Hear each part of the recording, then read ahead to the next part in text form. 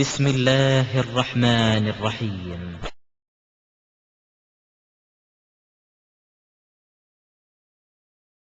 السلام عليكم ورحمة الله وبركاته. கண்ணியத்திற்குரிய அல்லாஹ்வின் நல்லடியார்களே, அருமை சகோதரர்களே, அண்ணலும் பெருமகனார் நபிகள் நாயகம் ஸல்லல்லாஹு அலைஹி வஸல்லம் அன்னவர்கள் அவர்களுக்கு கொடுக்கப்பட்ட இந்த ஏகத்துவ செய்தியினை உலகத்திற்கு எடுத்து சொல்லிவிட்டு இறுதியாக இந்த உலகத்தை விட்டு விடைபெற்று செல்லக்கூடிய நேரத்தில் கடைசியாக அவர்கள் ஹஜ்ஜுக்கு வந்திருந்த காலகட்டத்தில் அவர்களை கூடி நின்ற இஸ்லாமிய பெருமக்களை நோக்கி சொன்னார்கள், பல்லிகு அன்னி வலவ் ஆயத்தன், என்னிடமிருந்து நீங்கள் ஒரே ஒரு செய்தியை கேட்டிருந்தாலும் அறிந்திருந்தாலும் அதனையும் பிறருக்கு கொண்டு போய் சேர்த்து விடுங்கள் என்று சொல்லி அவர்களுக்கு கொடுக்கப்பட்ட அந்த ஏகத்துவ பணியினை நமது கரத்திலே ஒப்படைத்து நீங்கள் இதனை உலகம் முழுமைக்கும் கொண்டு போய் சேருங்கள் என்று அந்த இஸ்லாத்தினை நம்முடைய கரத்தில் ஒரு அமானிதமாக நபிகள் நாயகம் அவர்கள் கொடுத்துவிட்டு சென்று விட்டார்கள். அந்த அமானிதத்தை பெற்றிருக்கிற நாம் இன்றைக்கு அதை எப்படி பேணிக் கொண்டிருக்கிறோம் என்பதனை குறித்து ஒரு சில சிந்தனைகளை இன்றைக்கு நாம் நினைவுபடுத்திக் கொள்ள கடமைப்பட்டிருக்கிறோம். நபிகள் நாயகம் ஸல்லல்லாஹு அலைஹி வஸல்லம் அவர்களிடமிருந்து நமக்கு கொடுக்கப்பட்ட இஸ்லாம் என்ற அமானிதத்தை, பிறருக்கு எடுத்துச் சொல்லிவிடுங்கள் என்ற கட்டளையோடு கொடுக்கப்பட்ட அமானிதத்தை நாம் முறையாக நிறைவேற்றி இருக்கிறோமா, பிறரிடத்திலே இந்த மார்க்க கருத்துக்களை கொண்டு போய் சேர்த்திருக்கிறோமா என்பதனை நம்மை நாமே ஒரு சிறு பரிசீலனை செய்து கொண்டு அதிலே நாம் பின்தங்கி நின்றால் அடுத்து வரக்கூடிய காலகட்டங்களில் வேகமாகவும் விவேகத்தோடும் அந்த பணியினை மேற்கொள்வதற்கு நம்மை நாம் ஆயத்தப்படுத்திக் கொள்ள வேண்டும். இன்றைக்கு நாம் ஒரு அமைப்பாக, ஒரு இயக்கமாக, ஒரு குழுவாக நாம் ஒன்று கூடி அமர்ந்திருக்கிறோம். ஒரு அமைப்பாக நாம் உருவாகுவதற்கான முக்கிய காரணம் என்ன? நம்மை நாம் நம்முடைய வாழ்க்கையிலே இஸ்லாத்தினை கடைபிடிப்பதற்கு நாம் ஒரு அமைப்பை உருவாக்கி இருக்கிறோமா? அப்படி ஒரு அமைப்பு தேவையா? என் அளவில் நான் இஸ்லாத்தை கடைபிடிப்பதற்கு ஒரு அமைப்பு இருந்தால்தான் இஸ்லாத்தை கடைபிடிக்க முடியுமா? நான் தொழ வேண்டும், அதுக்கு தௌஹீத் ஜமாஅத் பொதுக்குழு கூடி தீர்மானம் எடுத்து அதுக்கப்புறம் தான் நான் தொழுகணும். அல்லது நான் நோன்பு வைக்கணும், ஒரு அமைப்பு நம்ம ஜமாத்து கூடி உட்கார்ந்து செயற்குழுவில் எல்லாரும் முடிவெடுத்து நாளையில இருந்து எல்லாரும் கரெக்டா நோன்பு வச்சிடணும்னு முடிவெடுத்ததுக்கு பிறகுதான் நான் நோன்பு வைக்கணுமா? நான் தொழுவதற்கோ, நான் நோன்பு இருப்பதற்கோ, அல்லது நான் என் அளவிலே அல்லாஹ்வுடைய மார்க்கத்தின் எந்த நிகழ்வுகளை கடைபிடிப்பதற்கும் எந்த ஒரு அமைப்பும் தேவையில்லை, எந்த ஒரு இயக்கமும் தேவையில்லை, எந்த கழகமும் தேவையில்லை. பிறகு ஏன் நாம் அமைப்பை தோற்றுவித்தோம்? எனக்கு நானே இஸ்லாத்தை கடைபிடிப்பதற்கு எந்த அமைப்பும் தேவையில்லை என்கிற பொழுது பிறகு எதுக்காக நாம் இஸ்லாத்தை இந்த அமைப்பை தோற்றுவித்தோம்? நாம் அறிந்து கொண்ட இஸ்லாத்தினை பிறருக்கு எடுத்துச் சொல்ல வேண்டும் என்ற கட்டத்திற்கு வருகிற பொழுது அங்கதான் ஒரு அமைப்புடைய தேவையே நமக்கு எழுகிறது. நான் ஏன் அளவுல கடைபிடிக்கிறதுக்கு இன்னொரு அமைப்பு தேவையில்லை, ஒரு கூட்டணி தேவையில்லை, ஒரு இயக்கம் தேவையில்லை. எனக்கு புரிகிறது இது சத்திய வழி, இதுதான் நேரிய வழி என்று எனக்கு தெரிகிறது. நான் புரிந்து கொண்டிருக்கிற இந்த நேரிய வழியினை புரியாத இன்ன பிற மக்களுக்கு, உலக மாந்தர்களுக்கு எடுத்துச் சொல்ல வேண்டும் என்று விரும்புகிற பொழுது தனி மனிதனாக நின்று கொண்டு என்னால் அதனை சிறப்பாக செய்து முடிக்க இயலாது. தனி மனிதனாக இருந்து இப்படி ஒரு மணி நேரத்தை நான் அறிந்த மார்க்க கருத்துக்களை பிறருக்கு சொல்ல நினைக்கிறேன், ஒரு மணி நேரம் செலவிட்டு சொல்ல நினைக்கிறேன். நான் ஒரு தனி மனிதனாக இருந்திருந்தால் எத்தனை பேரிடத்தில் சொல்ல முடியும்? அந்த ஒரு மணி நேரத்தில் எங்க வீட்டுக்கு பக்கத்து வீட்டில் இருக்கிற அல்லது நான் இருக்கிற ஊரை சார்ந்து இருக்கிற யாரோ ஒரு நண்பரை பார்த்து அந்த ஒரு மணி நேரத்தை அவருக்காக செலவிட்டு இருக்க முடியும், இவ்வளவுதான் செய்ய இயலும். அதே அந்த ஒரு மணி நேரத்தை அந்த தனி மனிதனுக்கு கொடுக்கிற அந்த என்னுடைய சக்தியை, என்னுடைய அறிவை, எனது நேரத்தை ஒரு அமைப்பாக கூடி நின்று கொண்டு நான் செலவிடுகிற பொழுது இங்கே அமர்ந்திருக்கிற இத்தனை பேருக்கும் அந்த செய்தியை என்னால் சொல்ல முடிகிறது. அதே ஒரு மணி நேரம் உழைப்பு தான், அதே ஒரு மணி நேரம் பேச்சு தான். நான் தனி மனிதனாக இருந்திருந்தால் ஒரு ஆளு 2 ஆளுக்கு தான் அந்த செய்தி போய் சேரும். நாம் ஜமாத்தாக இருக்கிற பொழுது நமக்கு இடையிலே பல்வேறு பணிகளை நாம் பகிர்ந்து கொள்கிறோம். ஒருத்தர் ஒரு வேலையை எடுத்துக்கிறார், நான் மக்களுக்கு விளம்பரம் செய்கிறேன். இன்னொருத்தர் இன்னொரு வேலையை செய்கிறாரு, நான் ரேடியோ ஸ்பீக்கர் செட்டை ரெடி பண்ணிடுறேன். இன்னொருத்தர் சாப்பாட்டுக்கு ரெடி பண்ணிடுறேன். இன்னொருத்தர் வாகனத்துக்கு ரெடி பண்ணிடுறேன். இன்னொருத்தர் காவல்துறை பெர்மிஷனுக்கு ரெடி பண்ணிடுறேன். ஒவ்வொருவரும் தத்தமது பணிகளை நமக்கு இடையிலே பகிர்ந்து கொள்கிற பொழுது ஒரே நேரத்தில் நாம் செய்யக்கூடிய குறைந்த வேளையில் நிறைவான பலனை, நான் தனி மனிதனாக இருந்தால் ஒரு மனிதனுக்கு இஸ்லாத்தை எடுத்து சொன்னார் என்றுதான் அல்லாஹ் எனது செயலீட்டிலே நன்மையை தருவான். ஆனா இப்ப நான் ஜமாத்துல சேர்ந்திருக்கிறதுனால் ஒரு ஜமாத்தின் அங்கத்தினராக இருந்து கொண்டு அந்த ஒரு மணி நேர பிரச்சாரத்தை செய்கிற பொழுது நான் 100 பேருக்கு சொன்னேன் என்று அல்லாஹ்விடத்தில் எனக்கு நன்மை கிடைக்கிறது. அப்ப நாம எதை தேர்ந்தெடுக்கணும்? ஒரு முஸ்லீம் குறைந்த பொதுவான நம்முடைய உலக வாழ்க்கையில நாம் எதை தேர்ந்தெடுப்போம்? கொஞ்ச நாள் காசு பணத்தை போட்டு ஒரு 50,000 ரூபாய் முதலீடு பண்ணி 5 லட்சம் ரூபாய் சம்பாதிக்கிறதுக்கு ஏதாவது வழி இருந்தா சொல்லுங்க, கேட்கிறோமா இல்லையா? முதலீடு கம்மியா இருக்கணும், வேலை குறைவாக இருக்கணும், ஆனா அதுல இருந்து கிடைக்கக்கூடிய சம்பாத்தியமும் வருமானமும் பெரியதாக இருக்கணும்னு விரும்புறது மாதிரி அல்லாஹ்விடத்திலே கிடைக்கக்கூடிய நன்மையிலும் அப்படித்தான் ஒரு முஸ்லீம் எதிர்பார்க்க வேண்டும். என்னுடைய உழைப்பு குறைவாக இருந்தாலும், என்னுடைய நேரம் குறைவாக இருந்தாலும், அதற்கு இறைவனிடத்திலே நான் பெறக்கூடிய நன்மை அதிகப்படியாக இருக்க வேண்டும். அதற்கு நான் என்னென்ன வழிமுறைகளை கையாள வேண்டும் என்று சொன்னால், நான் ஒரு அமைப்பு ரீதியாக செயல்படுகிற பொழுது குறைந்த வேளையிலே குறைந்த நேரத்திலே அதிகமான மக்களுக்கு இந்த சத்தியத்தை சொல்வதற்கான வாய்ப்பு, அதற்குரிய நன்மை எனக்கு கிடைக்கிறது. அடுத்து இந்த அமைப்பினுடைய தேவை என்ன? நான் ஒரு தனி மனிதனாக இருந்து கொண்டு இந்த ஏகத்துவ பிரச்சாரம் செய்கிற பொழுது, ஏகத்துவ பிரச்சாரம் என்று சொன்னாலே எதிர்ப்புகள், பிரச்சனைகள், அடிதடிகள், கூச்சல் குழப்பங்கள், ஊர் விளக்கல்கள், இதுவெல்லாம் ஆதி காலம் தொட்டு இந்த வரைக்கும் நடந்து வரக்கூடிய ஒரு சாதாரணமான நிகழ்வுகள். யாரெல்லாம் இந்த சத்தியத்தை எடுத்துச் சொல்கிறார்களோ அவர்கள் அத்தனை பேருக்கும் இந்த பிரச்சனைகள் வரத்தான் செய்யும்.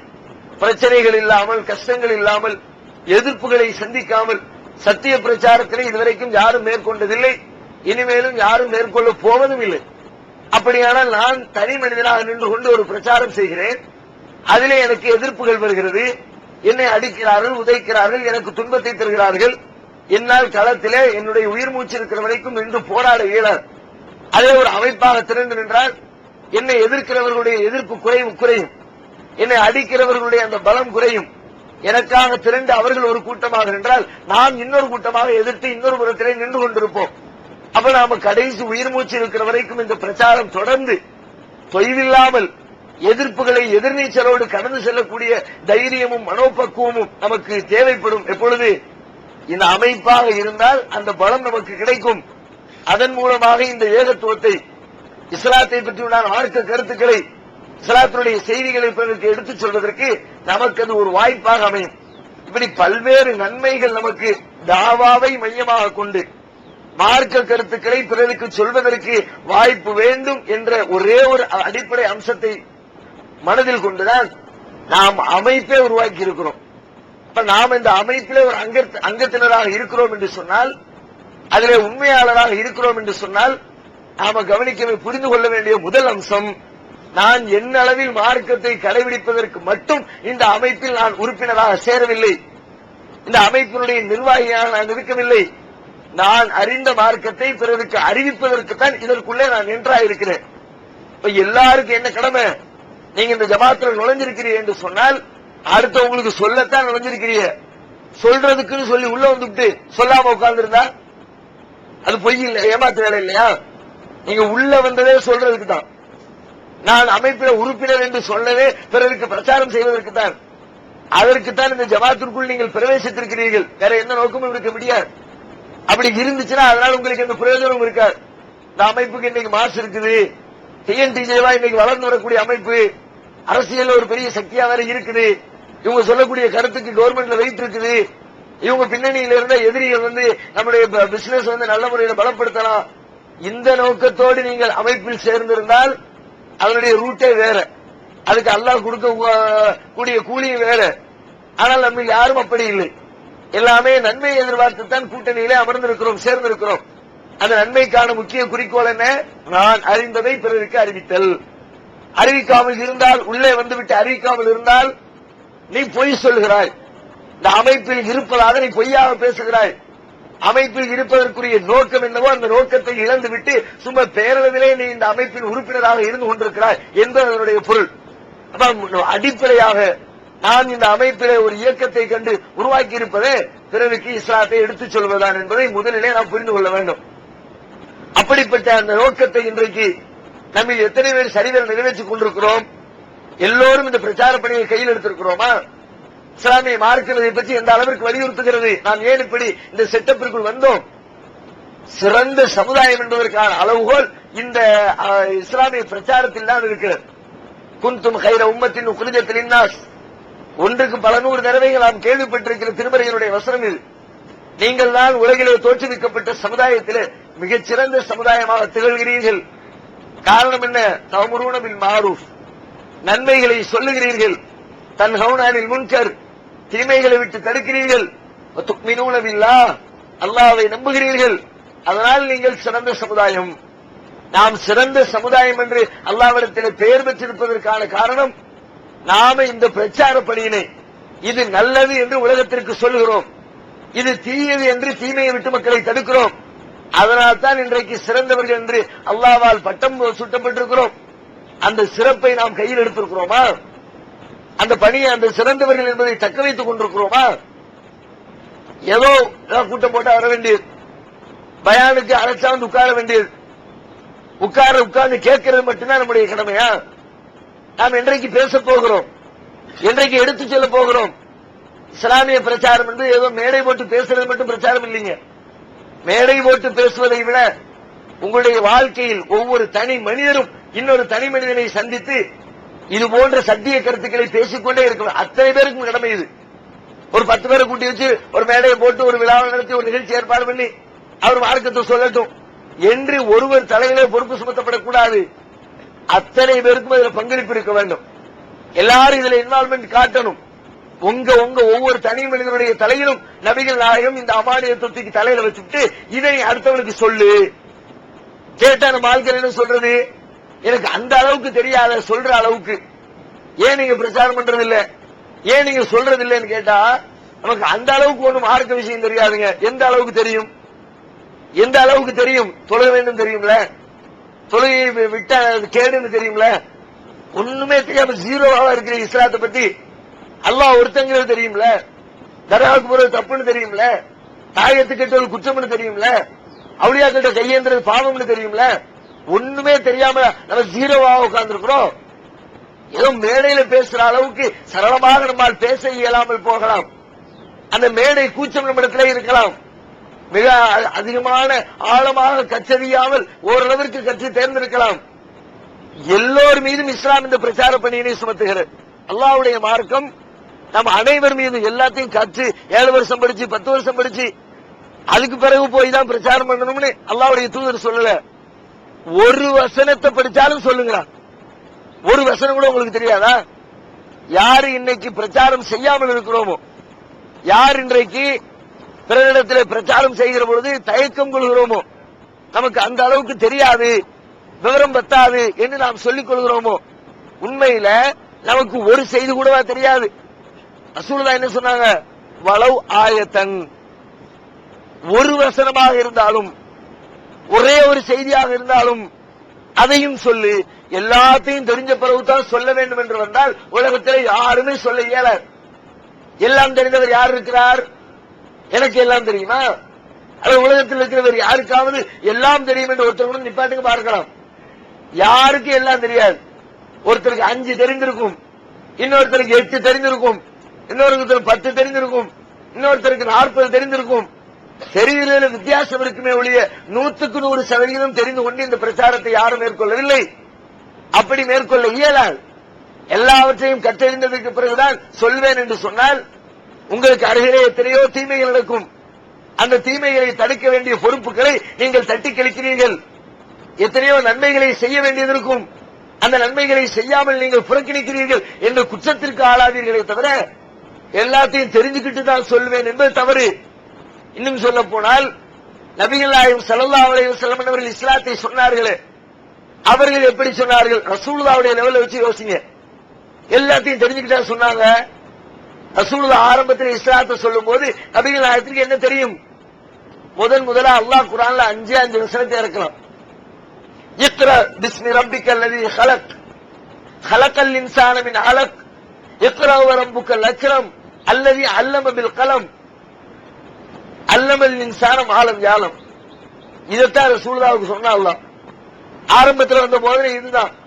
வான்திர அஷீரத்துக்கள் அக்ரபீன், உம்முடைய நெருங்கிய உறவினருக்கு நீர் இந்த மார்க்கத்தினுடைய கருத்துக்களை எடுத்து எச்சரிக்கை சொல்லும், எச்சரிக்கை செய்யும் என்று சொன்னார்.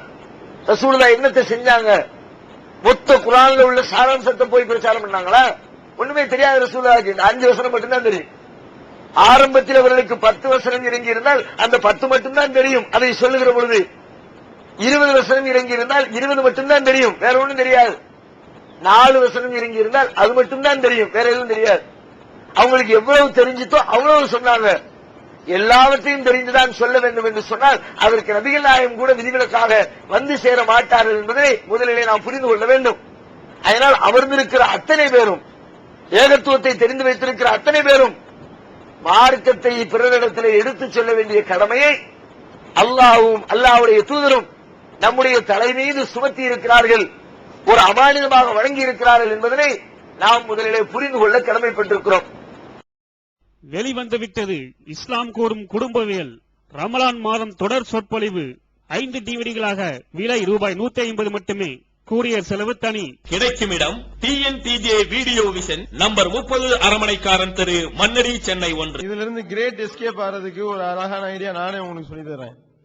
அதாவது குருடனாவும், சப்பானியனாவும், மூக்கு பெரியனாவும், கால் உடைந்தனாவும், கை உடைந்தனாவும், கூணனு, இது எல்லா குறையும் ஒரே ஆளுக்கு இருக்கும்ல, அவன் வரக்கூடாது அப்படின்னு சொல்லிட்டீங்கன்னா நல்ல ஐடியா. இதுல இருந்து தப்பிச்சிடலாம். நித்திய ஜீவனை அடையக்கூடிய வழி என்னன்னு கேட்டா காட்டி இதுதான் வழிங்கிறீங்க. இதுல நிறைய பொய் இருக்கான்னு கேட்டா ஆமா எங்களுக்கு தெரியுமே, மனித கரங்கள் விளையாடுறதுக்கு ஆமா எங்களுக்கு தெரியுமே அப்படிங்கிறீங்க. அடுக்கடுக்கான கேள்வி கணைகளுக்கு அமைதி காத்த பாதிரியார்கள், படிக்க முடியாத பைபிள் வசனங்கள், கிறிஸ்தவர்களை திணற வைத்த விவாதம் ஒரு டிவிடியாக விலை ரூபாய் 30 மட்டுமே. கொரியர் செலவு தனி. கிடைக்கும் இடம் TNTJ வீடியோ விஷன் எண் 30 அரண்மனைக்காரன் தெரு, மண்ணடி, சென்னை 1. செல் 9500168989. அது மட்டுமில்லை, இந்த மார்க்கத்தினுடைய பிரச்சாரத்தை பிறருக்கு நாம் சொல்லுகிற தருணத்தில் திரும்ப திரும்ப சொல்ல சொல்ல சொல்லத்தான் நம்முடைய வாழ்க்கையில் நாம் உண்மையான முஸ்லீமாக வாழ முடியும். நீங்க நினைக்கலாம், நான் என்ன அளவுல முஸ்லீமா வாழ்ந்துருவாங்க, அடுத்த போய் இதுக்கு பேசிக்கிட்டு நான் கரெக்டா இருந்துருவேன் என்ன நினைக்கலாம், முடியாது. உங்களுக்குள்ளே நீங்கள் மார்க்கத்தை கடைபிடிக்க நினைத்தால், பிறருக்கு சொல்லாமல் அதை நீங்கள் தொடர்ச்சியாக செய்யலாம் என்று நினைத்தால், ஒரு வாரத்துக்கு செய்யலாம், 10 நாட்களுக்கு செய்யலாம், ஒரு மாதத்திற்கு செய்யலாம், ஒரு 4 மாசத்துக்கு செய்யலாம். அதுக்கப்புறம் அப்படியே ஓட்ட விழுந்த பலூன் மாதிரி புஷ்னு காத்து இறங்கி சார்ஜ் கொஞ்சம் கொஞ்சமா போய் கடைசியில் இஸ்லாத்தை விட்டு வெளியே போயிரு. உங்களுக்கு தெரிந்த இஸ்லாமிய நடவடிக்கைகளை கூட உங்களால் செயல்படுத்த முடியாது. ஒருத்தருக்கு பீடி குடிக்கிறது தப்புன்னு தெரியுது, குடிச்சுக்கிட்டு இருந்தவர் விட்டுட்டாரு, திரும்ப 4 நாள் ஆகுது, 1 வாரம் ஆகுது, 10 நாள் ஆகுது, 1 மாசம் ஆகுது, 2 மாசம் ஆகுது, உறுதியோடு நிக்கிறாரு. நாள் ஆக ஆக ஆக ஆக என்ன ஆகும், அக்கம் பக்கத்துல பிரெண்ட்ஸ்மார் வந்து சொல்லுவாங்க, உடையப்பா எல்லா பேரும் குடிக்க என்ன தாயிர போகுது.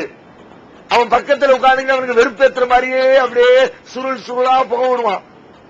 இவனுக்கு பார்த்துட்டு அப்படியே லேசா ஒரு இருப்பு இழுத்து போமே அப்படின்ட்டு கொஞ்ச நாள் ஆரம்பத்தில் அந்த உறுதி எடுக்கிற பொழுது எவ்வளவு திடகாத்திரமாக தெளிவோடு அந்த முடிவை எடுத்தாரோ, அந்த முடிவிலே தொடர்ச்சியாக பல பேர் நிற்காமல் 4 மாச செய்யல, 5 மாச செய்யல, மீண்டும் அந்த பழைய தவறை செய்ய துவங்கி விடுகிறார்கள். காரணம் என்ன தெரியுமா, தப்பு என்று அவர்களுக்கு பட்ட அந்த செய்தியை அவர்கள் தமது உள்ளத்தோடு நிறுத்திக் கொண்டார்கள்.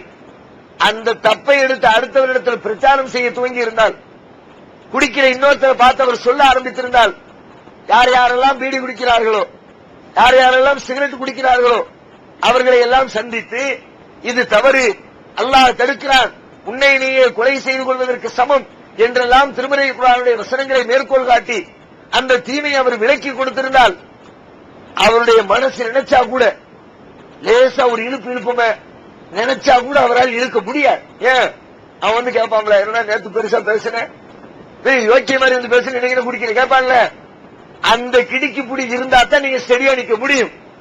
தீமைகளிலிருந்து உங்களை நீங்கள் தற்காத்துக் கொள்ள வேண்டும் என்று சொன்னால், அந்த சூழலை நீங்கள் நிர்பந்தமாக உங்களுக்கு எதிராக உருவாக்கி வச்சாதான் தீமைகளை விட்டு நீங்கள் எதிர்த்து தெளிவோடு சிந்தனையோடு வாழ இயலும். இப்ப நீங்க பிறருக்கு சொல்லிக் கொண்டிருந்தால் உங்களுடைய உள்ளத்துல அச்சம் வரும். நாம 4 பேருக்கு சொல்லிவிட்டு நாமளே சிகரெட் குடிச்சா இப்படி. ரமலான் மாதத்தில் பார்க்கிறோம், இன்றைக்கு பள்ளிவாசல்கள் நிரம்பி வழிகிறது. ஏதோ ரமலான்ல மட்டும்தான் அல்லாஹ் பூமிக்கு வர்ற மாதிரியும், அப்ப மட்டும்தான் மக்களை பார்க்கிற மாதிரியும், அப்ப மட்டும் கரெக்டா இருந்துட்டா போதுங்கிற மாதிரியான சிந்தனையோடு மக்கள் எல்லாம் அலையலையாக பள்ளிவாசல் வந்து குழும்புறாங்க. மதியம் நுகருக்கு பிறகு அசருக்கு பிறகு எப்ப பார்த்தாலும் பள்ளிவாசல்ல பாய் விரிச்சு லைனா படுத்து தூங்குறாங்க. ரமலான் முடியுது, கொஞ்சம் கொஞ்சமா சார்ஜ் இறங்கி ரமலான்ல இரவு பகலாக தொழுதவர்கள், திருமறையும் கையுமாக திரிந்தவர்கள், தொப்பியும் துவாவுமாக அமர்ந்தவர்கள், ரமலானுக்கு பிறகு அப்படியே கொஞ்சம் கொஞ்சமாக சன்னமாக குறைந்து பழைய குருடி கதவை துரடி இந்த கதவுல 6 நிமிஷம் 30 மட்டும் அல்லாஹ் காம சொல்லி தக்பீர் நிற்கிறார். பள்ளியாசு நிறைஞ்சிருந்த பள்ளியாச ரமலானுக்கு பிறகு ஒண்ணுமில்லாமல் மீண்டும் பழைய நிலைமைக்கு மாறுகிறது. என்ன காரணம்? அந்த நேரத்தில் தொழுகைக்கு வந்தவர்கள் தமக்கு தொழ வேண்டும் என்று தெரிகிறது, அந்த செய்தியை தம்மோடு நிறுத்திக் கொள்கிறார்கள். அது அடுத்தவர்களிடத்தில் அவர்கள் சொல்ல நினைத்திருந்தால் ஒவ்வொருத்தருடையா போய் பேச ஆரம்பிச்சிருந்தாருன்னு வச்சுக்குவோம். தொழுகணும் தொழுகிறாட்டி பாவம், தொழுகிறாட்டி தண்டனை திரும்ப சொல்லி இருந்தா ஒரு நேர தொழுகை அவர் விடும்போது உள்ளத்துல ஊசி குத்துற மாதிரி குத்தும். நேத்து பேசினீங்க, நேத்து பயான் பண்ணினீங்க, நேத்து அடுத்தவனுக்கு போதனை செஞ்சீங்க, இன்னைக்கு நீயே தொழாம உட்கார்ந்து இருந்தா எப்படி, நீயே தூங்கிட்டு இருந்தா எப்படி என்று நம்முடைய உள்ளம், நம்முடைய மனசாட்சி நம்மை எதிர்த்து கேள்வி எழுப்பி நம்மை நேரான பாதையிலே கொண்டு செல்லும். நாம் அறிந்த இஸ்லாத்தை நாம் கடைபிடிக்க வேண்டும் என்றால் நமது இறுதி மூச்சு வரைக்கும் நமது வாழ்க்கையில் அது செயல்முறைப்படுத்தப்பட வேண்டும் என்று சொன்னால் அதற்கும் அவசியம் நீங்கள் பிரச்சார பணியை செய்தாக வேண்டும். உங்களுக்கு தெரிந்த மார்க்கத்தை அடுத்தவங்களுக்கு சொல்லாமல் இருந்தால் உங்களால் கடைசி வரைக்கும் இஸ்லாத்தை கடைபிடிக்க இயலாது. அதுக்காக வேண்டியாவது நம்ம இஸ்லாத்தை சொல்லணுமா இல்லையா? நமக்கு தெரிஞ்ச செய்திகளை மற்றவங்களிடத்துல பேசணுமா இல்லையா? அது மட்டுமில்லை, இந்த இஸ்லாமிய பிரச்சாரத்தினை, ஏகத்துவ கொள்கையினை பிறருக்கு நாம் சொல்லுகிற பொழுது நம்முடைய மார்க்க அறிவும் கூட நாளுக்கு நாள் பேசாத ஒருத்தர் இருக்கிறாரு, மார்க்கத்தை தெரியுதவருக்கு, ஆனால் அவர் மக்களிடத்தில் எடுத்து பேசுறது இல்ல. இன்னொருத்தருக்கு மார்க்கம் தெரியுது, அவர் மக்கள் மத்தியில் பேசிக்கிட்டே இருக்கிறாரு. 2 பேருடைய அறிவை ஒப்பிட்டு பார்த்தால் யார் திரும்ப மக்களிடத்தில் பேசிக் கொண்டிருக்கிறாரோ அவர் மார்க்க அறிவு நாளுக்கு நாள் பெருகிக் கொண்டே போகும். நான் ஒண்ணு பேசுவேன், பேசுற உடனே நீங்க எழுத்து ஒரு கேள்வி கேட்பீங்க, இல்லையே இந்த வசனத்துல இப்படில இருக்குது, நீங்க மாத்தி சொல்றீங்கள, லேசா மண்டையில உரைக்கணும், தப்பா சொல்லிட்டாலும் திரும்ப குரானை புரட்டு நாளைக்கு அந்த பதில சொல்லுவேன், ஒரு செய்தி எக்ஸ்ட்ரா ஆட் ஆகும். திரும்ப நாளை கழிச்சு மீண்டும் பேசுவேன், வேறொருத்தர் வேறொரு கேள்வி கேட்பாரு, அந்த கேள்விக்கு பதில் சொல்ல வேண்டிய கட்டாயத்திற்கு மீண்டும் போய் குரானை புரட்டுவேன், ஹதீஸ புரட்டுவேன். இப்படி மக்கள் கேட்பார்களே, அவர்களுக்கு பதிலளிக்க வேண்டுமே என்ற கட்டாயம் வருகிற பொழுது நான் திரும்ப திருமறையை திறந்து பார்ப்பேன், மீண்டும் நபிகள் நாயகத்தினுடைய பொன்மொழிகளை படித்து பார்ப்பேன். அப்பொழுது நாளுக்கு நாள் என்னுடைய மார்க்க அறிவு கொஞ்சம் கொஞ்சமாக வளர்ந்து கொண்டே போகும். அறிவை பெருக்கினால்தான் ஒருவன் இஸ்லாமியனாக இருக்க முடியும். அறிவில்லாமல் ஒருவன் முஸ்லீமே கிடையாது. மார்க்க அறிவில்லாமல் நீங்கள் முஸ்லீம் சொல்லிக்க முடியாது. நீ ஏன் முஸ்லீமா இருக்கிற? எங்க அம்மா முஸ்லீம், எங்க பாப்பா முஸ்லீம், எங்க நன்னா முஸ்லீம், எங்க நன்னி முஸ்லீம், எங்க நல்ல பாப்பா முஸ்லீம், எங்க முத்து பாப்பா முஸ்லீம்னு என்னெல்லாமோ அடுக்குவாரு மேல. அவங்களுக்கு பிள்ளையா பிறந்த நானும் முஸ்லீமா தானே இருப்பேன். முஸ்லீமுக்கு பிறந்ததினால் ஒருவர் முஸ்லீம் ஆக முடியுமா இஸ்லாத்துல? எங்க அத்தா முஸ்லீம், அதனால அல்லாஹ் என் பேர முஸ்லீம் சேர்ப்பானா? என்னுடைய பெயர் முஸ்லீம் என்ற பட்டியலில் இடம்பெற வேண்டும் என்றால் இஸ்லாம் என்றால் என்ன என்ற அறிவு எனக்கு முதலிலே இருக்க வேண்டும். விஷய ஞானம் இல்லாமல் ஒரு முஸ்லீமே கிடையாது. இஸ்லாம்னா என்ன, அல்லாஹ்னா என்ன, வேதங்கள்னா என்ன, இஸ்லாம் போதிக்கக்கூடிய கொள்கைகள் என்ன, அதை ஒருவன் அறியாமல் முஸ்லீமாகவே இருக்க இயலாது. நீங்கள் அறிவு ஞானத்தை மையமாக வைத்துத்தான் ஒருவர் முஸ்லீமாக இருக்க இயலும். அறிவு எப்படி கிடைக்கும்? சும்மா அறிவை எல்லாரும் தேடிடுவாங்களா? மார்க்கத்தின் மீது ஆர்வமுள்ள எல்லாரும் தேடிக்கொண்டே இருக்கிறார்களா? இந்த சபையிலே எடுத்துக்கொள்வோம், உங்களை நீங்களே பரிசீலனை செய்யுங்கள். உங்களுக்கு மத்தியிலே பிறரிடத்திலே மார்க்கத்தை பேசுகிறவர் அதிகம் படிக்கிறாரா? மார்க்கத்தை கேட்டு தனக்குள்ளே வைத்துக் கொள்கிறவர் அதிகம் படிக்கிறாரா? எல்லாத்தையும் எனக்கு போடுங்க. யாரு படிக்கிறானா, யாரு அடுத்தவங்களுக்கு சொல்றாங்களோ அவங்க தான் படிக்கிறாங்க. நம்முடைய தாய்களுடைய வட்டாரத்தில் எடுத்துக்கொள்ளுங்கள், தௌஹீத் ஜமாத்துல யாரு ரொம்ப பெரிய நாலேஜ் உள்ளவர், பெரிய அளவுல மார்க்கத்தை நல்ல கரைச்சு குடிச்சிருக்கிறாரு நம்ம ஜமாத்திலேயே என்று நாம் யாரை கருதுகிறோமோ அதிகம் படிக்கிறவர் அவராத்தான் இருக்கிறார். படிச்சு வச்சு அறிவாளியா இல்ல, நாளுக்கு நாள் படிப்பதிலே நேரத்தை செலவிடுகிறவர் அவராக இருக்கிறார். யார் அதிகமான விஷயங்களை தெரிகிறார்களோ அவர்கள் அதிகமாக பேசுகிறார்கள். யார் அதிகமாக பேசுகிறார்களோ அவர்கள் தான் அதிகமாக திருமறையை படிக்கிறார்கள். திருமறையை அதிகமாக படிக்கிறவர்கள் தான் அதிலே அதிகமான அறிவு ஞானத்தை தெரிந்து கொள்ள முடிகிறது. மார்க்கத்தை நீங்க தெரிஞ்சாதான் முஸ்லீம் ஆக முடியும். அந்த தெரிவதற்கான வாய்ப்பை உங்களுக்கு எது ஏற்படுத்தி தரும்? பிரச்சார பணிதான் ஏற்படுத்தி தரும். அடுத்தவங்கள்ட்ட போய் பேசக்கூடிய அந்த பேச்சு வழக்குத்தான் உங்களுடைய மார்க்க அறிவை நாளுக்கு நாள் ஒரு விஷயத்தை பத்தி என்னமா கொண்டு கேள்வி கேட்டுருவோம், மண்டையை குடைவீங்க, போன போட்டு கேட்பீங்க, அது சம்பந்தப்பட்ட புக் எங்க இருக்குன்னு தேடுவீங்க, குர்ஆன்ல அந்த வசனம் எங்க இருக்குன்னு பாப்பீங்க. பார்த்தா இப்படி நாளுக்கு நாள் நாலேஜ் இம்ப்ரூவ் ஆவதை நீங்கள் உங்களுடைய கண்ணார காண முடியும். இப்ப இவ்வாறு நீங்கள் மார்க்கத்தினுடைய முக்கிய கடமையாக தேடக்கூடிய அறிவு ஞானத்தை பெறுவதற்கும் தாவாவை கையில் எடுத்தால்தான், மார்க்கப்படியிலே மார்க்க பிரச்சாரத்தை நீங்கள் கையில் எடுத்து செய்ய துவங்குகிற பொழுதுதான் அதையும் நீங்கள் கையில பெற முடியும். அது மட்டுமில்லை, இந்த பிரச்சாரத்திலே பிறருக்கு இஸ்லாத்தினை எடுத்துச் சொல்லக்கூடிய இந்த வேலைகளை நீங்கள் செய்வதிலே குறைவு வைக்க துவங்கினார்.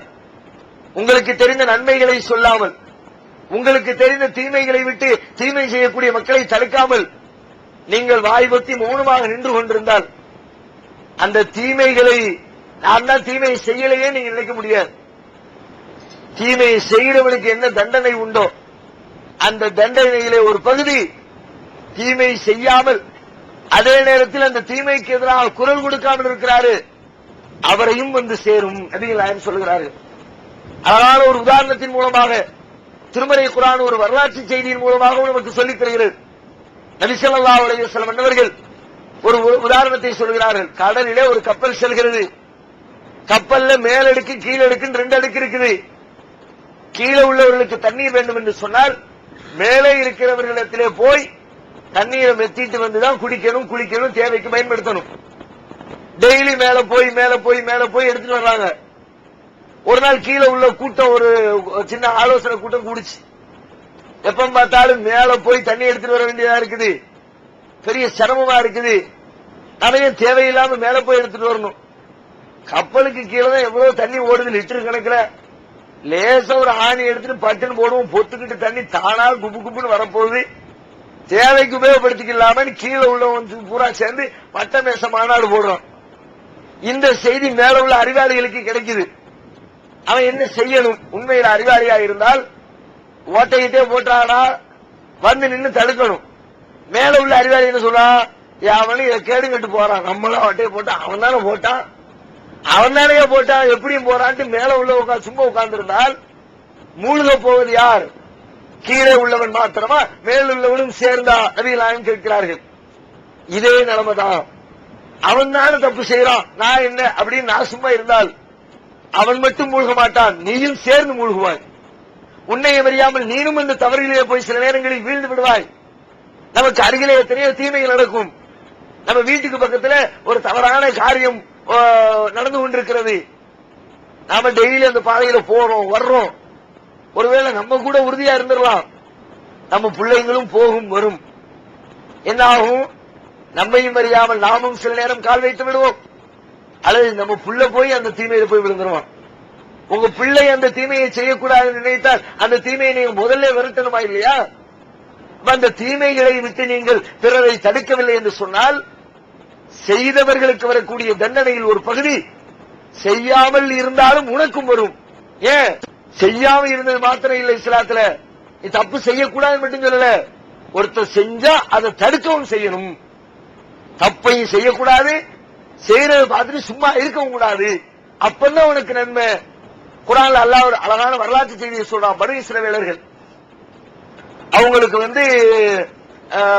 கடலில் சென்று மீன் பிடித்து தன்னுடைய தொழிலை வியாபாரத்தை அமைத்துக் கொண்டிருக்கிற ஒரு சமுதாயத்தவர்களுக்கு அல்லாஹ் ஒரு போதனை செய்யறான்.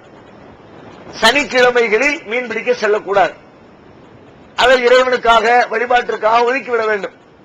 இன்னைக்கு நாம வெள்ளிக்கிழமை அல்லாஹ் நமக்கு வழங்கி இருக்கிறான். இது மாதிரி இஸ்லாத்தை குர்ஆன் மற்றும் ஹதீஸ் வாயிலாக அறிந்திட அழகிய இணையதளமான onlinepj.com என்ற இணையதளத்திலிருந்து எடுக்கப்பட்ட இஸ்லாம், அரசியல் மற்றும் சமூக கேள்விகளுக்கான பதில்களின் ஒரு தொகுப்பு.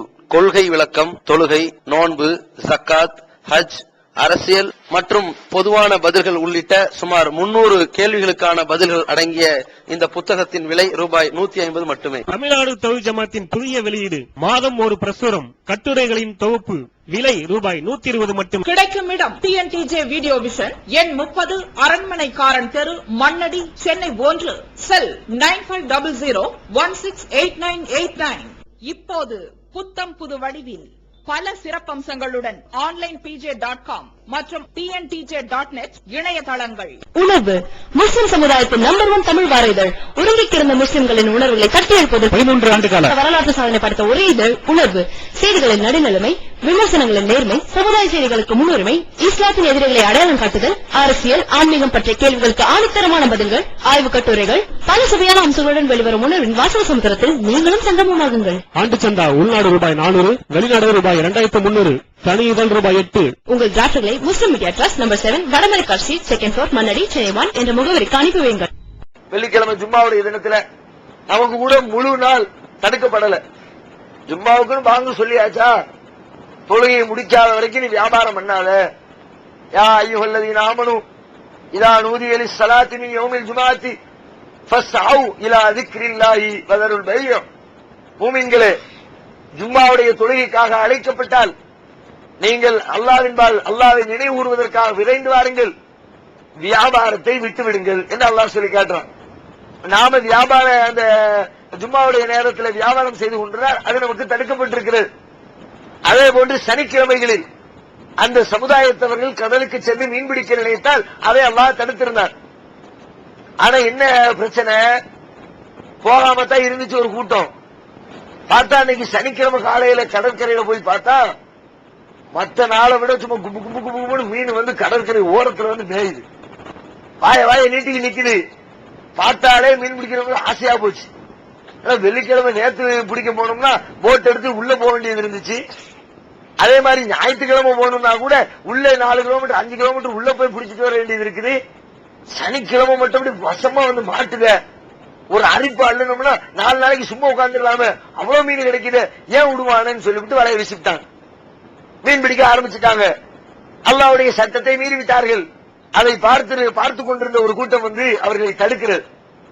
செய்யாதீங்க, அல்லாஹ்வுடைய கட்டளை மீறாதீர்கள், அல்லாஹ்வுடைய சாபத்திற்கும் நீங்கள் கோபத்திற்கும் ஆளாக வேண்டிய சூழ்நிலை ஏற்பட்டுவிடும், எனவே இதிலிருந்து நீங்கள் விலகிக் கொள்ளுங்கள் என்று கடுமையாக அந்த கூட்டத்தினர் வந்து எச்சரிக்கை செய்கிறார்கள். எச்சரிக்கை செய்யும் போது இன்னொரு பிரிவினர் வருகிறார்கள். அவங்க வந்து சொல்றாங்க, எச்சரிக்கை செய்கிறவர்களை பார்த்து சொல்கிறார்கள், ஏன்பா தேவையில்லாம இந்த பயல்வெட்டு போட்டு பேசிக்கிட்டு இருக்கிற, நீ அவனையும் கேடு கேட்டு போறா, நீ சும்மா இருக்கியா, தேவையில்லாம இதுக்கு பிரச்சனை, ஒன்னாதான் உட்கார்ந்துகிட்டு இருக்கிறோம், அண்ணன் தம்பியா வாழ்ந்துகிட்டு இருக்கிறோம், நீ அதை சொன்னா உன் கூட சண்டைக்கு வரானா இல்லையா? ஒன்னா நேற்று வரைக்கும் அண்ணன் தம்பியா வாழ்ந்துகிட்டு இருக்க நம்முடைய நெருக்கம் குறைகிறதா இல்லையா? அதனால நீ சார் ஓன் வேலையை பார்த்துட்டு போ. அல்லாஹ் முஹ்லிகுஹும் அவ் முஅذிபுஹும் அஸாபன் ஷதீதன். அல்லாஹ்வுடைய வேதனையை சுவைக்க போகிறவர்கள், அல்லாஹ்வால் அழிவுக்கு ஆளாக்கப்பட போகிறவர்கள் அவர்கள். அவங்க கூட உனக்கு என்ன பேச்சு இருக்கு, நீ சும்மா போய்கிட்டே இரு, நீனா மீன் பிடிக்க போன என்று சொல்லி இன்னொரு கூட்டம் மீன் பிடிக்கவில்லை, மீன் பிடிக்கிறவர்களை தடுக்கவில்லை, தடுக்கிறவர்களை நீயும் தடுக்கிற என்று சொல்லி ஓரம் கட்டிக் கொண்டிருந்தார்கள். அல்லாஹ் இந்த நிகழ்ச்சியை பார்த்துட்டு கடுமையான கோபம் அடைந்து, ஏற்கனவே அவங்க ஒரு தப்பு செஞ்சிருந்தாங்க, அந்த தப்புக்கு தண்டனை கொடுத்திருந்தான், சனிக்கிழமையில மீன் பிடிக்க போக கூடாது, அந்த தண்டனையை அவங்க மீறாங்க.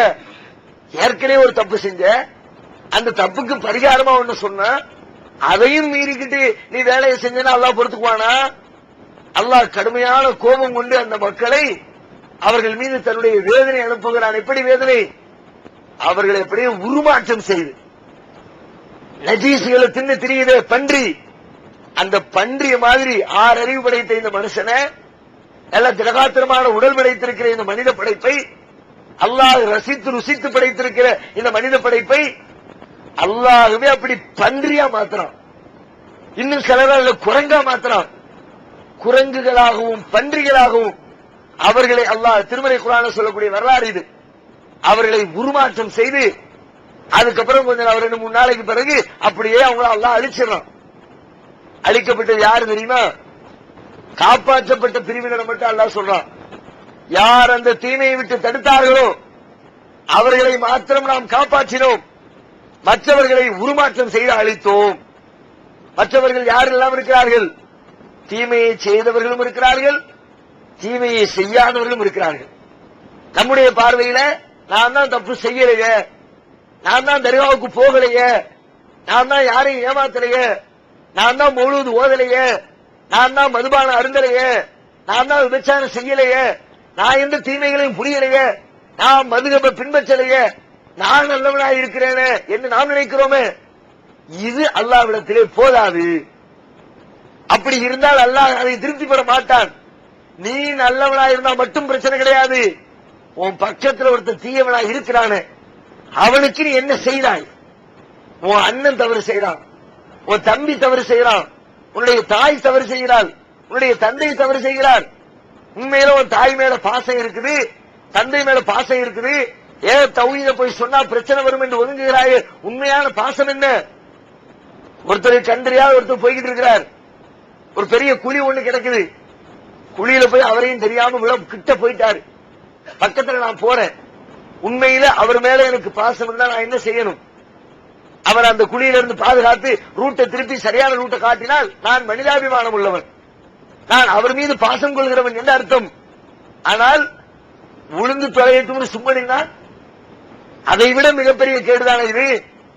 என்னுடைய தாய் தர்காவுக்கு செல்கிறாள், எனது தந்தை தர்காவுக்கு செல்கிறார், அவங்க போறாங்க சொன்னா நம்ம ரெண்டு பேருக்கு மத்தியில் பிரச்சனை வந்துருமே என்று சொல்லி வாய்மூட்டி இருந்தால் அவர்கள் போய் விழக்கூடிய இடம் எது? நாம் சார்ந்திருக்கிற இந்த சமுதாயத்தில் இருக்கிற தலைவர்களாகட்டும், உலமாக்களாகட்டும், அறியாத பாமர மக்களாகட்டும், அவங்களெல்லாம் எங்க போய் விழ போறாங்க? நரகத்தில் போய் விழ போறாங்களா? மறுமையில அல்லாஹ்வுடைய நெருப்புல போய் சாக போறாங்களே.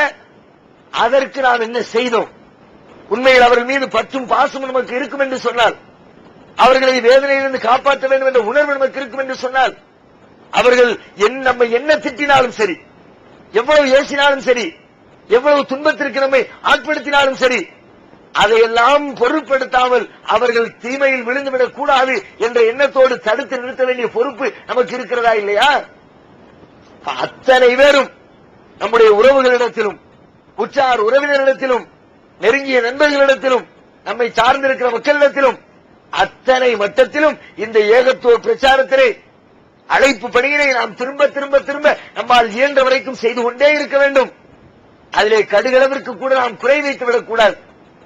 இன்னும் சில நேரங்களில் நாம் பிரச்சாரம் செய்ய துவங்குவோம். சில பேர் ஆர்வத்தில் செய்வாங்க, 4 நாள் செஞ்சுட்டு 5வது நாள் போதும்பா ஒரு பயிலும் கேட்க மாட்டேங்கிறோம். எத்தனை தடவை நான் சொல்றது? அது அவர்களுடைய பல பேர்த்த பார்க்கிறோம்.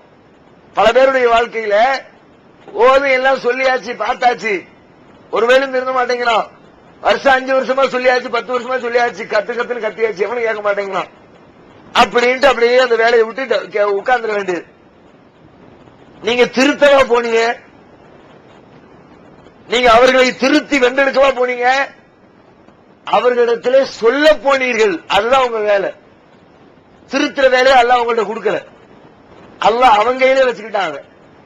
யாரையும் நீங்க திருத்த இயலாது. நபிங்க நீங்க மாத்திரம் இல்ல, அல்லாஹ்வுடைய தூதர்களால் கூட திருத்த முடியாது. நபி ஸல்லல்லாஹு அலைஹி வஸல்லம் அவர்கள் தன்னுடைய பெரிய தகப்பனாருக்கு பிரச்சாரம் செய்கிறார்கள், சத்தியத்தை சொல்றாங்க, திருத்த முடிஞ்சது. அவரை மரண தருவாய், இஸ்லாத்திற்காக வேண்டி ரொம்ப உழைச்சவர், முஸ்லீம்களுக்கு ஒரு பாதுகாப்பு அரணாக நின்றவர், மறுமையில இவர் நரகத்துக்கு சென்று விடக் கூடாது என்ற எண்ணத்தில் நபி அவர்கள் அவருடைய தலைமாட்டியை அமர்ந்து கொண்டு, பெரியத்தா கலிமாவை சொல்லிருங்க, லா இலாஹ இல்லல்லாஹ் சொல்லிருங்க, உங்களுக்காக வேண்டி நான் அல்லாஹ்விடத்திலே பரிந்து பேசுகிறேன், சிபாரிசு செய்கிறேன் என்று நபி அவர்கள் கெஞ்சுகிறார்கள், அழுகிறார்கள், கதறுகிறார்கள். திருந்தினார் அபூ தாலிப்? திருந்தல. அவர் தன்னுடைய பழைய மார்க்கத்திலே மரணித்தார். ரசூலுல்லாஹ் ரொம்ப வேதனைப்படுறாங்க, திருத்த முடியாம போயிடுச்சே, நம்ம பெரியத்தாவை நேர்வழிக்கு கொண்டு வர முடியாம போயிடுச்சே, வருத்தப்படுறாங்க. அப்ப அல்லாஹ் வசனம் இறக்கி வைக்கிறான், இன்னக லா தஹ்தீ மன் அஹ்பப்த வலாக்கின்னல்லாஹ் யஹ்தீ மன் யஷா. நபியே, நீங்க நினைச்சவங்களுக்கெல்லாம் நேர்வழி கொடுக்கணும்னு நினைக்க கூடாது, அல்லாஹ் கொடுக்க மாட்டான். வலாக்கின்னல்லாஹ் யஹ்தீ மன் யஷா. அல்லாஹ் யாரை தேர்ந்தெடுக்கிறானோ, யாரை விரும்புகிறானோ அவரைத்தான் நேர்வழியில செலுத்துவான். ஃபஹல் அலர் ருசுலி இல்லல் பலாகுல் முபீன். இந்த தூதருடைய வேலை தெளிவாக எடுத்துச் சொல்வதை தவிர வேறில்லை. சொல்ற வேலை மட்டும்தான் உங்களுக்கு. சொல்லிக்கிட்டே இருங்க. அடிச்சாலும் சொல்லுங்க, ஏசினாலும் சொல்லுங்க, ஒத்துக்கிட்டாலும் சொல்லுங்க, ஒத்துக்காட்டியும் சொல்லுங்க. சொல்லிக்கிட்டே இரு, உங்க கணக்குல ஏறிக்கிட்டே இருக்கும். சொல்லிட்டாரு சொல்லிட்டாரு சொல்லிட்டாரு சொல்லிட்டாரு. எத்தனையோ நபிமார்கள் நாளை மறுமையிலே நபிகளாயம் சொல்கிறார்கள், அல்லாஹ்வுடைய அந்த மஹ்ஷர் பெருவெளியிலே வருவார்கள். அவர்களுக்கு பின்னால் லட்சக்கணக்கான மக்கள் அடிதிரண்டு வருவார்கள். இன்னும் சில நபிமார்கள் வருவார்கள், ஆயிரக்கணக்கான மக்கள் அவர்களை பின்தொடர்ந்து வருவார்கள். இன்னும் சில நபிமார்கள் வருவார்கள், ஒரு 10 பேர் அவர்களை பின்தொடர்ந்து வருவார்கள். இன்னும் சில நபிமார்கள் வருவார்கள், யாருமே இல்லாமல் தன்னந்தனியாக வருவார்கள். தனி ஆளா நபி வருவார். பின்னாடி ஆளோட வர்றவர் என்ன அர்த்தம்? இவர் சொல்லி இவருடைய கொள்கையை ஏற்றுக்கொண்டவர்கள் பின்னாடி வரக்கூடியவர்கள். சில பேர் பிரச்சாரம் பண்ணிருப்பாங்க, 1,00,000 பேர் ஏற்றிருப்பான். சில பேர் பிரச்சாரம் பண்ணிருப்பாங்க, 1000 பேர் ஏற்றிருப்பான். சில பேர் பிரச்சாரம் பண்ணிருப்பாங்க, 10 பேர் ஏற்றிருப்பான். சில பேர் பிரச்சாரம் பண்ணிருப்பாங்க, ஒருவர் கூட ஏற்றுக்கொண்டிருக்க மாட்டார். இப்படி உலகத்துல எங்கேயாவது பார்த்திருக்குமா? ஒருத்தர் கூட எவ்வளவு பெரிய அயோக்கியனா இருந்தாலும் அவனுக்கு 2 பேர் இருப்பாங்களே. உலகத்தில் இன்னைக்கு நாம பார்க்கிறோம், நல்ல கொள்கைக்கு மட்டுமா ஆதரவு இருக்கிறது. அயோக்கியத்தனம் செய்யறதுக்கே ஒரு குரூப் உட்கார்ந்து இருப்பான், அவன் பின்னாடி ஒரு 50 பேர் இருப்பான். பொண்டாட்டி மனைவி மக்களால் அவர்களுக்கு பின்னாடி இருப்பாரா இல்லையா? ஆனால் சில நபிமார்கள் ஏகத்துவத்தை சொல்லி இருக்கிறாங்க, அவங்க மனைவி கூட அந்த ஏகத்துவத்தை ஏத்துக்கல. அதான அர்த்தம். ஒருத்தர் வந்தா அவர் பொண்டாட்டியா வந்திருக்கணும்ல, அவருடைய மனைவி ஏத்துக்கல, அவர் பெற்றெடுத்த பிள்ளை ஏத்துக்கல. நூஹ் அலைஹிஸ்ஸலாம் 950 ஆண்டு காலம் வாழ்ந்து ஏகத்துவ பிரச்சாரத்தை செய்தவர்கள். மக்கள் மத்தியில எத்தனை பேர் ஏத்துக்கிட்டாங்க? அவங்க குடும்பத்தில் ஒரு பிரிவினர் தவிர வேறு யாரும் ஏத்துக்கல. எல்லோரும் அழிக்கப்படுகிறார்கள். அவருடைய மனைவியும் உட்பட, அவருடைய மகன் ஒரு மகன் உட்பட, குடும்பத்தில் இருக்கிற பெரும்பாலானவர்கள் உட்பட அத்தனை பேரும் அழிக்கப்படுகிறார்கள். அவங்க குடும்பத்திலிருந்து இன்னும் சிலரை தவிர அந்த ஒரு 2-3 பேர், நூஹ் நபியினுடைய குடும்பத்தார் மட்டும்தான் காப்பாற்றப்பட்டார்கள். அல்லாஹ் குர்ஆன்ல சொல்லி காட்டுறான். அவங்களே 950 வருஷம் பிரச்சாரம் பண்ணி 4 பேரை 5 பேரை என்ன எடுத்திருக்கிறாங்க. நீங்க 10 வருஷம் பிரச்சாரம் பண்ணிவிட்டு ஒருத்தனும் கேட்க போயிருவீங்களா? அவங்க 1000 பூரா பிரச்சாரம் பண்ணிவிட்டு ஒருத்தனும் வரலையான்ட்டு நபிமார்கள் வந்து இருக்கிறார்கள். நபிமார்களுக்கே சொல்லி ஒருத்தனும் கேட்கலாட்டி நான் சொன்னா கேட்கணும்னு சொல்ல முடியுமா? அது என்ன அல்லாஹ்வுக்கு அதிகாரம் பண்றோமா? நான் சொல்றேன் எல்லா பேரும் கேட்கணும். நான் என்ன முதலாளியா? உள்ளத்தை பண்படுத்துகிறவனா? அந்த ஆற்றல் எல்லாம் எனக்கு தந்திருக்காங்க. நபிக்கே கொடுக்கலன்ட்டா, நபியே சொல்லி ஒருத்தனும் கேட்கல. நான் 10 இன்னும் சொல்ல போனா நபிமார்கள் செய்யக்கூடிய பிரச்சாரம் அல்லாஹ்வுடைய கண்காணிப்பில் நடக்கும். அல்லாஹ்வே பாயிண்ட் எடுத்து கொடுப்பான், இப்படி சொல்லு, இந்த கேள்வி கேட்டா இந்த பதில சொல்லு. அதான் நபிமார்கள் ரூட்டு. நேரடியா அல்லாஹ் கைடு பண்ணி சில மக்களுக்கு சொல்றான். மூசா நபிக்கு ஃபிரௌன் இடத்துல போய் அனுப்பும் போது மூசா நபிய அல்லாஹ் என்ன சொல்லி அனுப்பினான்? அல்லாஹ்வே பாயிண்ட் பூரா சொல்லி அனுப்பினான். இப்படி போ, இந்த வேலையை பண்ணு, கையில இருக்க கைத்தறி தூக்கி போடு, அது பாம்பா மாறும், பிரச்சார பணியை மேற்கொள்ளு, அவன் பயப்படுவான். அல்லாஹ் பாயிண்ட் எடுத்து கொடுத்து ஒரு நபியை அனுப்பி பிரச்சாரம் பண்ண வைக்கிறான், ஏத்துக்காம ஓடிடும். அவன் தான் மிக ரொம்பக்கும் உங்களுடைய உயர்ந்த இறைவன் நானே என்று பெருமை அடிக்கிற அளவிற்கு ஒரு மிகப்பெரிய கொடுங்கோலாக மாறி போனான் ஃபிரௌன். மூசா நபிக்கே இந்த லெவல்னா எனக்கு எந்த லெவல் இருக்கும்? நான் சொல்லி கேட்காமல் போகலாம், வருத்தப்படவே கூடாது. அது ஏன் வேலை இல்லை. சொல்லிக்கிட்டே கேட்டா கேள்வி கேட்காட்டிப்போம், ஏன் வேலை சொல்ற வேலை.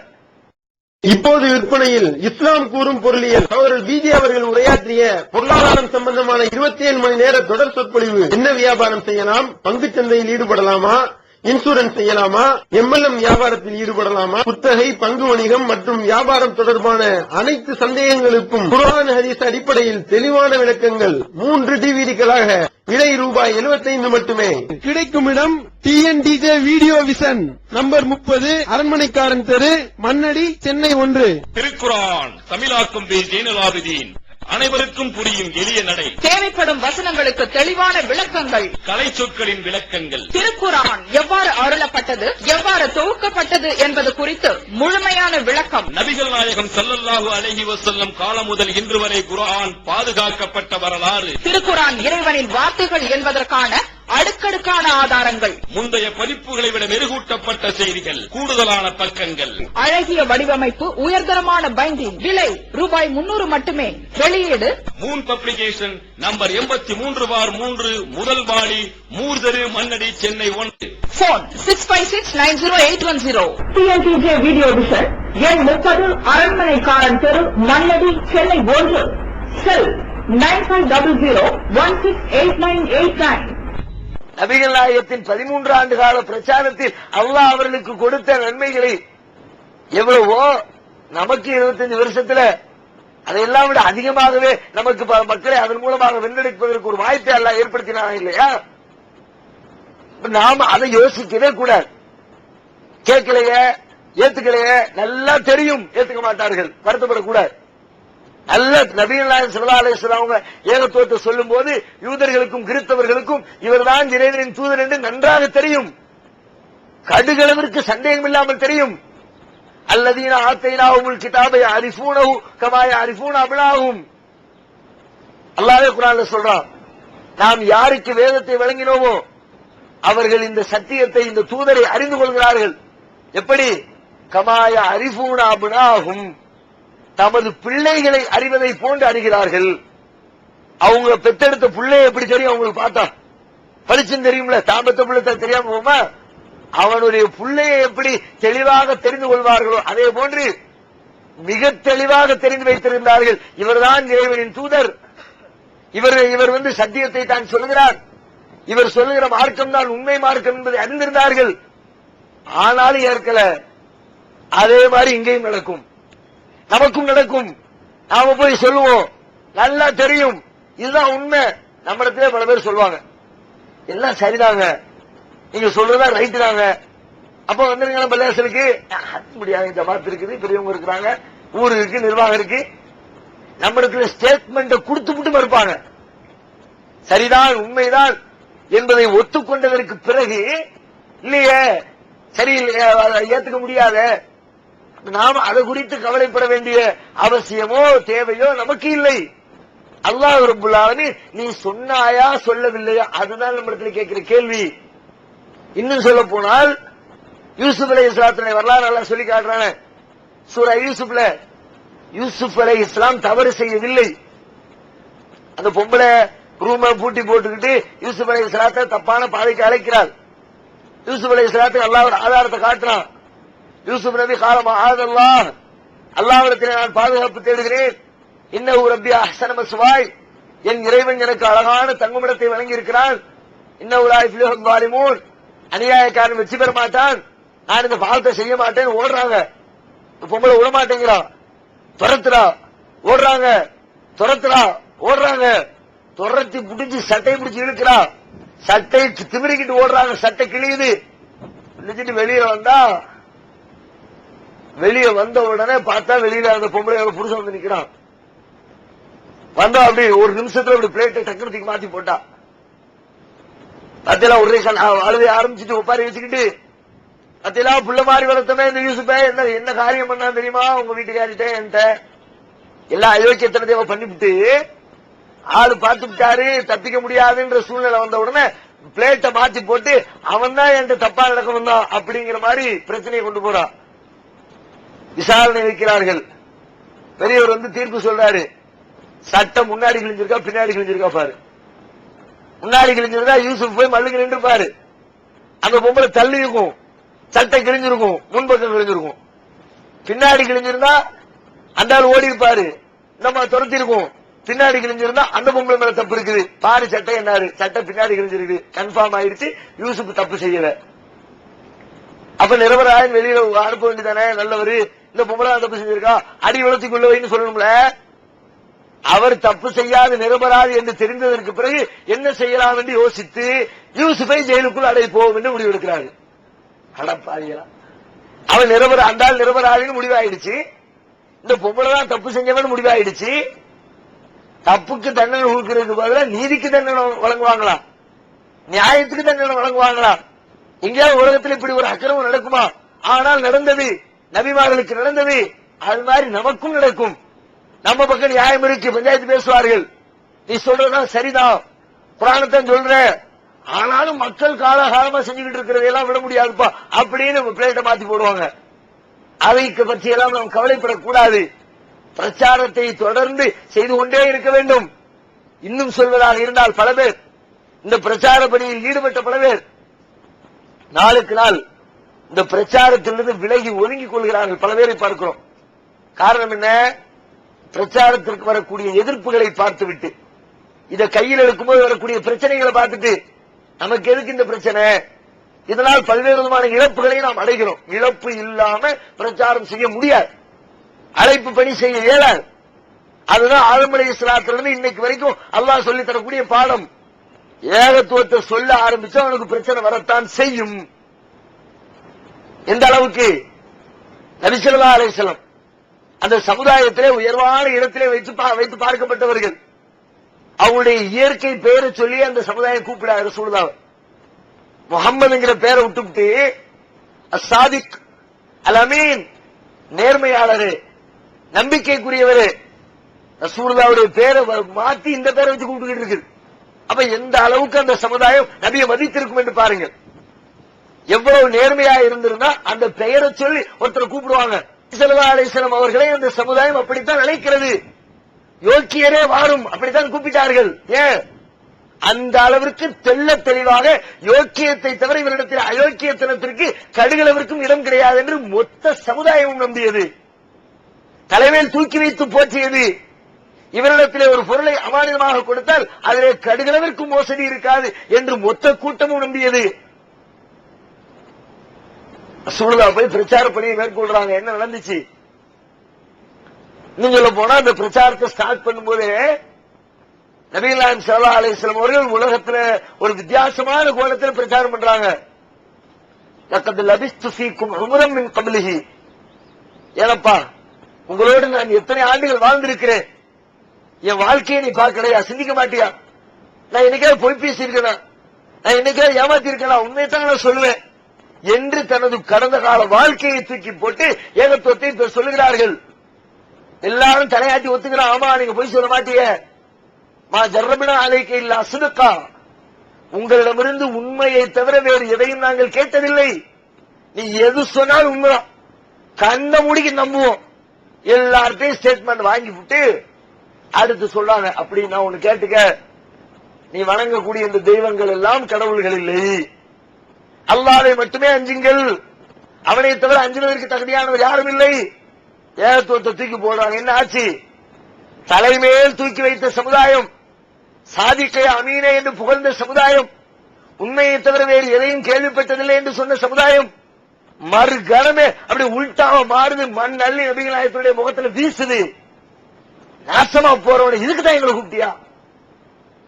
என்னத்தை சொன்னாலும் கேட்க தயாராக இருந்த கூட்டம் ஏகத்துவத்தை சொன்னால் கேட்க தயாராக இல்லை.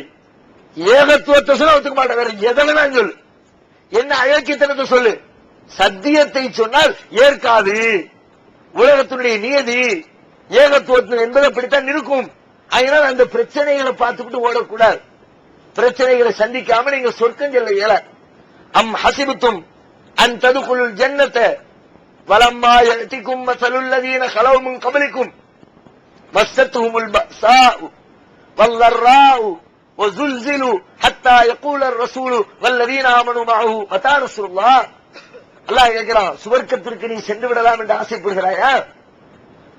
உனக்கு முன்னிருந்தவர்கள் பட்ட கஷ்டத்தையும் துன்பத்தையும் நீ அனுபவிக்காமல், அவர்கள் ஆட்டுவிக்கப்பட்டதை போல நீங்கள் ஆட்டுவிக்கப்படாமல், எந்த அளவிற்கு அல்லாஹ்வுடைய தூதரும் அவரோடு ஈமான் கொண்டிருந்தவர்களும் மதா நஸ்ருல்லாஹ், அல்லாஹ்வின் பேருதவி எப்பொழுது வரும் என்று அல்லாஹ்விடத்திலே கையேந்தி பிரார்த்திக்கிற அளவிற்கு கடுமையாக ஆட்டுவிக்கப்பட்டார்களே, அந்த கஷ்டங்களையும் துன்பங்களையும் துயரங்களையும் நீங்கள் அனுபவிக்காமல் சுவனம் செல்லலாம் என்று எண்ணுகிறீர்களா? முடியாது. கஷ்டத்துக்கு பிறகுதான் சுவனம் கிடைக்கும், துன்பத்திற்கு பிறகுதான் சுவனம் கிடைக்கும். இந்த பிரச்சாரத்தில் துன்பம் வரும், அதை பொறுத்துத்தான் நாம் பிரச்சார பணியை மேற்கொள்ள வேண்டும் என்பதனை நாம் மனதிலே உள்வாங்கிக் கொண்டால் எத்தனை பிரச்சனைகள் வந்தாலும் ஒரு காலமும் நாம் இந்த அழைப்பு பணியிலிருந்து விடுபட மாட்டோம். அல்லாஹ் ரப்பல் ஆலமீன் அதிலே உறுதியாக இருக்கிற மக்களாக நம் அனைவரையும் ஆக்கி அருள் புரிவானாக. தமிழ்நாடு தௌஹீத் ஜமாத்தின் இஸ்லாமிய அழைப்பு பணி. தமிழ்நாடு தௌஹீத் ஜமாத்தின் ஏராளமான பணிகளில் மிக முக்கியமான பணி பிற மத மக்களுக்கு இஸ்லாத்தை எடுத்துச் சொல்வதாகும். இஸ்லாம் தீவிரவாதத்தை ஆதரிக்கிறதா, பெண்ணடிமைத்தனத்தை ஆதரிக்கிறதா, பலதார மனத்தை ஆதரிப்பது ஏன் என்பன போன்ற எண்ணற்ற சந்தேகங்களுக்கு விடையாக இஸ்லாம் ஓர் இனிய மார்க்கம் எனும் நேரடி கேள்வி பதில் நிகழ்ச்சிகள், இஸ்லாத்தையும் முஸ்லிம்களையும் பற்றிய தவறான எண்ணங்களை களையும் இந்நிகழ்ச்சி தமிழகமெங்கும் நூற்றுக்கணக்கில் நடத்தப்பட்டு வருகின்றன. இந்நிகழ்ச்சி பிற மாநிலங்களிலும் வெளிநாடுகளிலும் நடந்து வருகின்றன. இது போன்ற நிகழ்ச்சியின் மூலம் ஏராளமானோர் இஸ்லாத்தை தழுவி வருகின்றனர். இது மட்டுமல்லாது இஸ்லாத்தை அறிந்து கொள்ள விரும்பும் பிற மத மக்கள் ஒரு அஞ்சல் அட்டை அனுப்பினால் போதும், திருக்குரான் மொழிபெயர்ப்புகள், இஸ்லாமிய நூல்கள் மற்றும் பல ஆடியோ வீடியோ சிடிக்கள் என இலவசமாக அனுப்பி வைக்கப்படுகின்றன. மனிதனுக்கேற்ற மார்க்கம் இஸ்லாம் மட்டுமே என்பதை நிரூபித்திட பிற மத அறிஞர்களுடன் பல்வேறு விவாதங்கள், புதியதாக இஸ்லாத்தை ஏற்றுக்கொண்டவர்களுக்காக சேலத்தில் ஆண்களுக்கும் பெண்களுக்கும் என தனித்தனி பயிற்சி மையங்கள், இஸ்லாத்தை தழுவியதை அதிகாரப்பூர்வமாக்கும் அபிடவிட், கெசட்டில் பெயர் மாற்றம், கத்னா செய்தல் மற்றும் பயிற்சிக்கு தேவையான திருக்குரான் மொழிபெயர்ப்புகளுடன் கூடிய பாட நூல்கள், உணவு, உடை, தங்கும் இடம், மருத்துவம் என இன்னும் பல அத்தியாவசிய பொருட்களை இப்பயிற்சி மையத்தில் வழங்குவதுடன் பயிற்சி மையத்திற்கு வருவதற்கும் பயிற்சி முடிந்து செல்வதற்கும் போக்குவரத்து செலவுகள் இவை அனைத்தும் முற்றிலும் இலவசமாகவே வழங்கப்பட்டு வருகின்றன. எந்த வெளிநாட்டு அரசிடமிருந்தோ அல்லது எந்த வெளிநாட்டு நிறுவனங்களிடமிருந்தோ உதவிகளை பெறுவதில்லை என்பதை கொள்கையாக கொண்டுள்ளது தமிழ்நாடு தௌஹீத் ஜமாத். எனவே மறுமையில் மகத்தான கூலியை பெற்றுத்தரும் இந்த அரிய பணிக்கு உங்களது ஜகாத் மற்றும் நன்கொடைகளை வாரி வழங்குவீர். உங்களது நன்கொடைகளை டிடியாகவோ செக்காகவோ மணி ஆர்டராகவோ அனுப்பலாம். டிடி அனுப்புபவர்கள் தமிழ்நாடு தௌஹீத் ஜமாஅத், வங்கி கணக்கு எண் 78274827 இந்தியன் வங்கி, மண்ணடி கிளை என்ற பெயரில் எடுத்து அனுப்ப வேண்டிய முகவரி தமிழ்நாடு தௌஹீத் ஜமாஅத், மாநில தலைமையகம் 30 அரண்மனைக்காரன் தெரு, மண்ணடி, சென்னை 1. போன் 044252152226. அல்லாஹ்